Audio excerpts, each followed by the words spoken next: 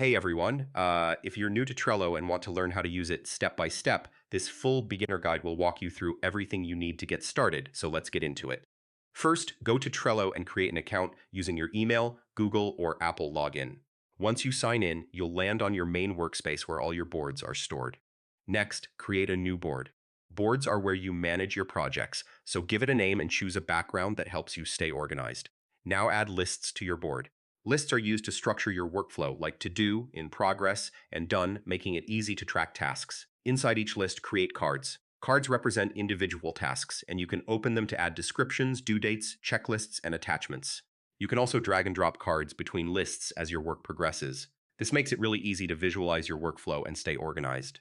If you're working with others, invite team members to your board so everyone can collaborate and update tasks in real time. And yeah, that's it. That's the basics of using Trello for beginners. And once you're comfortable, you can explore more advanced features to boost your productivity. Hey,